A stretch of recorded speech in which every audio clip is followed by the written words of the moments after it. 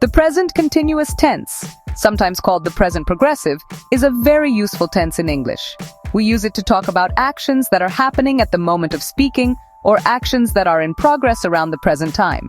Think of it as a tense for actions that have started but have not finished yet. It helps us describe a scene or an activity that is currently unfolding. For example, if you look out of the window and see rain, you can say, "It is raining." This means the rain started before you spoke and it is still continuing. It gives a sense of immediacy and dynamism to our sentences, making the action feel alive and current. This tense is different from the present simple tense, which we use for facts, habits, or things that are always true. The present continuous focuses on temporary situations, things that are happening for a limited period. Imagine you have a friend who is living in Paris for a few months. You would say he is living in Paris. This shows that the situation is temporary. If he lived there permanently, you would use the present simple. He lives in Paris. Understanding this difference is key to using both tenses correctly and making your English sound more natural and precise when describing various situations. To form the present continuous, we need two main parts: the verb to be in its present form, am, is, are, and the main verb with an ing ending. For instance, in the sentence "I am reading a book," am is the present form of to be, and reading is the main verb with ing. This structure is consistent and easy to remember once you get used to it. The choice between am, is, or are depends entirely on the subject of the sentence, whether it is I, you, he, she, it, we, or they. This simple combination is the foundation for all sentences in this tense. Throughout this guide, we will explore this tense in great detail. We will look at how to build positive and negative sentences, as well as how to ask questions. We will also examine the specific situations where the present continuous is the best choice, from talking about what is happening right now to discussing your plans for the future. You will also learn about important spelling rules for adding ing to verbs and common mistakes to avoid. By the end, you will have a complete understanding of how to use this essential English tense with confidence in your daily conversations. To make a positive sentence in the present continuous, you need to follow a simple structure: subject plus am, is, or are, and then the verb with ing. The choice of am, is, or are depends on the subject. We use am with I. We use is with he, she, and it, or singular nouns like the dog or Maria. We use are with you, we, and they, or plural nouns like the children or my friends. For example, I'm studying English. She is watching television. They are playing football in the park. This structure remains the same for all positive statements, making it very straightforward to learn and apply. Creating a negative sentence is also very simple. You just need to add the word not after the verb am, is, or are. The structure is subject plus am, is, or are plus not, and then the verb with ing. For example, I'm not sleeping. He is not listening to the music. We are not going to the cinema tonight. In spoken English and informal writing, we often use contractions to make the sentences shorter and sound more natural. Is not becomes isn't, and are not becomes aren't. For example, he isn't listening, we aren't going. Note that am not has a less common contraction amn't, but it is more standard to say I'm not. Asking a question in the present continuous requires a change in the word order. We move the verb am, is, or are to the beginning of the sentence before the subject. The structure becomes am, is, or are plus the subject plus the verb with ing. For example, am I speaking clearly? Is she working today? Are they coming to the party? This inversion of the subject and the auxiliary verb is a common way to form yes or no questions in English. The answer to these questions would typically be a simple yes or no, followed by a short answer like yes, she is, or no, they aren't. For more detailed questions, we can add a question word like what, where, why, who, when, or how at the very beginning of the sentence. The structure is question word plus am, is, or are plus the subject plus the verb with ing. This allows you to ask for specific information, not just a yes or no answer. For example, what are you doing? Where is he going? Why are they laughing? These are often called WH questions. The rest of the sentence structure remains the same as a standard yes or no question, making it easy to build upon what you have already learned about forming questions. The most common use of the present continuous is to talk about an action that is happening at the exact moment of speaking. It describes what you can see, hear, or perceive right now. If you are on the phone with a friend, you might say, "Please be quiet. The baby is sleeping." This means the baby is asleep at this very second. Other examples include, "Look, that man is trying to steal your car," or "I can't talk now, I am driving." The action is in progress and is the focus of the conversation at that specific time. It creates a sense of immediacy, as if you are reporting live on an event as it unfolds. We also use the present continuous for actions that are happening around the present time, but not necessarily at the exact moment of speaking. These are temporary projects, situations, or activities that are in progress over a period of days, weeks, or months. For example, you might tell someone, "I am reading a really interesting book at the moment." You are not reading the book at the exact second you are speaking, but it is an ongoing activity in your life. Similarly, someone could say, "She is learning to play the guitar," which describes a process happening over a period of time, not just in that instant. This usage is perfect for describing temporary situations that are different from the norm. For example, "I usually work in London, but this week I am working in Birmingham." The work in Birmingham is a temporary arrangement, not a permanent fact. Another example could be, "They are living with their parents until they find their own apartment." This highlights that their living situation is not permanent and is expected to change in the future. It contrasts with the present simple, which would be used for a permanent situation, such as "they live with their parents." Furthermore, the present continuous can be used to talk about changing or developing situations. These are trends or processes that are happening now and are likely to continue. For example, the climate is getting warmer. This describes a gradual change that is occurring over time. Another example is, "Your English is improving." This refers to a positive development that you can observe happening around the present. It is a useful way to comment on progress or changes that are currently in motion, showing that the situation is not static but is actively evolving. One very common and important use of the present continuous is to talk about future arrangements. These are not just predictions or hopes. They are fixed plans that we have already made, often with other people. When you use the present continuous for the future, you are indicating that you have organized something, like buying a ticket or booking a hotel. For example, "I am meeting my friend for coffee tomorrow morning." This implies that you and your friend have already agreed on the time and place. It is a definite plan, not just a possibility. We often use a future time word like tomorrow, next week, or on Friday. This future use is very common in everyday conversation for discussing personal schedules and appointments. You might hear someone say, "We are flying to Spain next month," which means the tickets have been bought. Or, "What are you doing this evening?" which is a question about the other person's plans. Other examples include, "He is starting a new job on Monday," or "They are having a party next Saturday." Using the present continuous makes the plan sound certain and organized, more so than using "will" or "be going to" in some contexts. It is the natural choice for talking about your diary or calendar events. Another interesting and more emotional use of the present continuous is to talk about repeated actions that we find annoying or irritating. In this case, we almost always use an adverb like always, constantly, or forever between the verb be and the verbing. For example, "He is always losing his keys." The use of the present continuous here adds a layer of negative emotion, like frustration or annoyance. It suggests that the action happens too often. If you just wanted to state a fact without emotion, you would use the present simple. "He always loses his keys." This structure allows you to express your feelings about a recurring habit that you do not like. For instance, a person might complain, "She is constantly interrupting me when I'm talking." This shows that the speaker is bothered by this repeated behavior.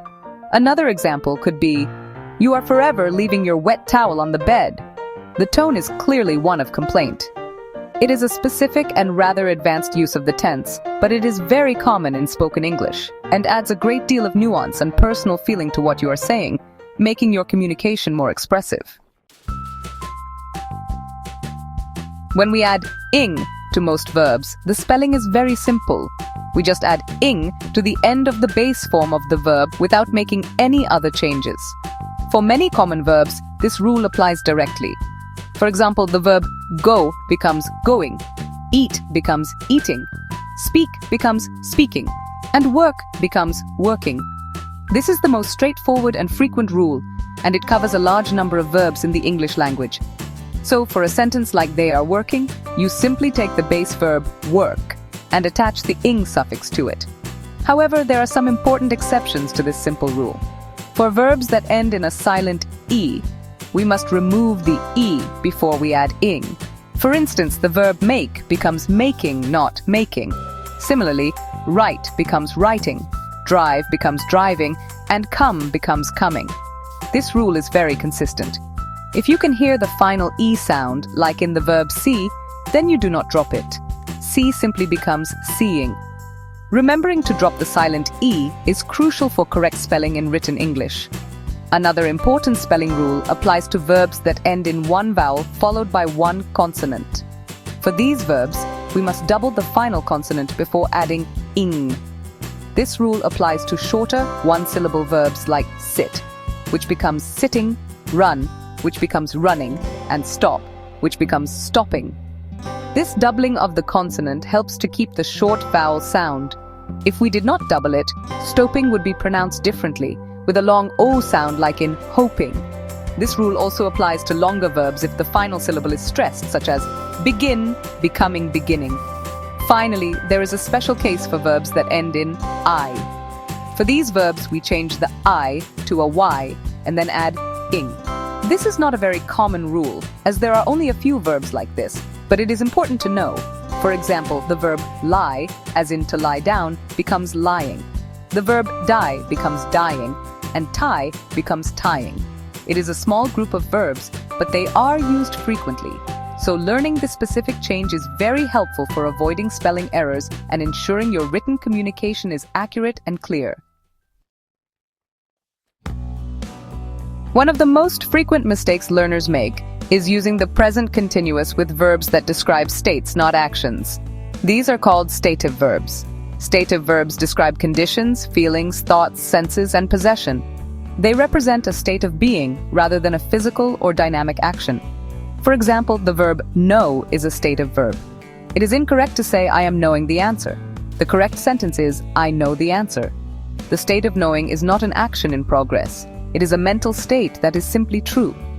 The list of stative verbs is quite long, but they can be grouped into categories to make them easier to remember.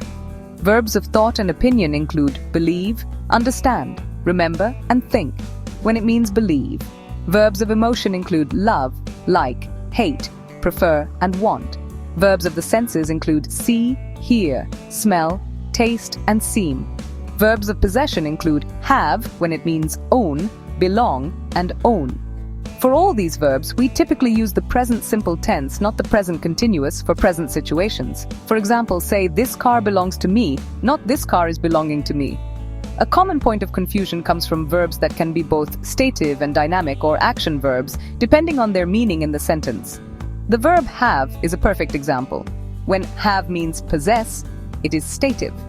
I have a car. But when have is part of an expression for an action, it can be used in the continuous form. I am having lunch, or she is having a party. Similarly, think is stative when it means believe. For example, I think you are right. But it is dynamic when it describes the process of thinking, as in, what are you thinking about? Another common error is forgetting to use the verb to be, am, is, are, or using the wrong form of it. Some learners might say, he working now, which is incorrect. The auxiliary verb is essential, so the correct sentence is, he is working now. It is also important to match the subject with the correct form of to be. For example, they is playing is wrong. It must be, they are playing. These are fundamental structural rules, and getting them right is the first step to mastering the tense. Always double-check that your subject and verb agree. To help you see the present continuous in action, let's look at more real-life examples across different forms and situations. For positive sentences describing an action happening now, you could say, my mother is cooking dinner in the kitchen, or the children are doing their homework upstairs. For a temporary situation, you might say, I'm staying at a hotel because my house is being redecorated. For a future plan, a good example is, we are visiting our grandparents this weekend. These sentences show the versatility of the positive form in everyday conversation, from describing immediate actions to talking about future arrangements. Now, let's consider negative sentences. To deny an action is happening now, you could say, "You are not listening to me," or "The computer isn't working properly." For a temporary situation that is not happening, you might explain, "He isn't studying medicine anymore. He changed to law." To cancel a future plan, you could inform someone, "I'm not coming to the meeting tomorrow because I'm feeling unwell." These examples demonstrate how to use the negative form to correct information, state what is not true, or change plans you have previously made. Question forms are essential for gathering information. For a simple yes or no question about a current action, you could ask, "Are you watching this film?" Or "Is Paul feeling better today?" To ask about a future plan, you might say, "Are they moving to their new house next week?" For WH questions that ask for more detail, your questions could be, "Why are you wearing a coat? It's not cold." Or, "What time are you leaving for the airport tomorrow?" Or, "Who is she talking to on the phone?" These questions are vital for engaging in dynamic, interactive conversations with others. Finally, let's look at the form used for annoying habits again. Imagine a parent speaking to a child. "You are always leaving your toys on the floor," or a friend complaining to another, "She is constantly borrowing my clothes without asking." This specific use adds that emotional layer of frustration. Another example could be a boss talking to an employee. "He is forever arriving late for our morning meetings." Understanding these various examples in context will help you recognize when and how to use the present continuous tense correctly and effectively in your own speech and writing. One of the best ways to remember when to use the present continuous is to think of the letters ing as representing an ongoing, unfolding, or continuing action. Picture the letters stretching out, just like the action itself is stretching out over a period of time. When you see or use a verb ending in ing, it should create a mental image of something in motion, a process that has not yet finished. This simple visualization can act as a quick mental check. If the action is a complete fact, a habit, or a state, this stretching image will not fit, and you should probably use the present simple instead. Think of it like watching a movie. The present continuous describes the scene that is currently playing on the screen. The hero is chasing the villain. The car is speeding down the highway. The action is happening right in front of you. In contrast, the present simple describes the movie's general information, like the cast list or the plot summary. The movie stars Tom Cruise. It tells the story of a secret agent. This distinction between the live action, present continuous, and the background facts, present simple, is a very powerful and easy to remember analogy for learners. Another helpful trick is to associate the present continuous with specific time words that signal an ongoing or temporary period. Words and phrases like now, at the moment, right now, currently, this week, this month, or these days are strong indicators that the present continuous is the correct tense to use. When you see these phrases, your mind should automatically think of am, is, are plus verbing. For future plans, look for time words like tomorrow, next weekend, or tonight. These signal words act as useful clues that can guide you to the right tense choice. Ultimately, the core idea to hold on to is temporary. The present continuous is the tense for temporary things. Whether it is an action happening for a few seconds, I am drinking water, a project lasting for a few months, we are building a new house, or a plan for tomorrow. She is flying to Paris. All these situations are temporary. They have a beginning and an end. If you ask yourself, is this situation temporary or permanent? Your answer will often lead you to the correct tense. Permanent or long-term situations usually require the present simple, while temporary ones need the present continuous. Now it is your turn to practice. Complete the following sentences by putting the verb in brackets into the correct present continuous form. Remember to use the correct form of to be, am, is, are, and the correct spelling for the ing verb. This exercise will help you test your understanding of the structures and rules we have discussed. Take your time to think about the subject of each sentence and any spelling changes that might be necessary for the verb. Check your answers below once you have finished all the sentences. Exercise 1. Look, the dog chase its tail. 2. I can't talk on the phone, I drive right now. 3. Why you laugh? Is something funny? 4. My sister not work this week, she's on holiday. 5. What time they arrive tomorrow? 6. It's a bad habit. He always leave the door open. 7. We study for our exams at the moment. 8. Please be quiet. The baby, try to sleep. 9. She have lunch with her parents on Sunday. 10. I, not watch this program. You can change the channel. Answers. Below are the correct answers for the practice exercise. Compare them with your own answers to see how you did. Pay close attention to the form of to be and the spelling of the ing verb in each case. If you made any mistakes, go back to the relevant section of this guide and review the rules. Consistent practice is the key to mastering English grammar. So do not be discouraged if you did not get all of them right on your first try. Keep practicing, and it will become much easier over time. 1. Look, the dog is chasing its tail. 2. I can't talk on the phone, I'm driving right now. 3. Why are you laughing? Is something funny? 4. My sister is not working or isn't working this week. She's on holiday. 5. What time are they arriving tomorrow? 6. It's a bad habit. He is always leaving the door open. 7. We are studying for our exams at the moment. 8. Please be quiet. The baby is trying to sleep. 9. She is having lunch with her parents on Sunday. 10. I am not watching or am not watching this program. You can change the channel.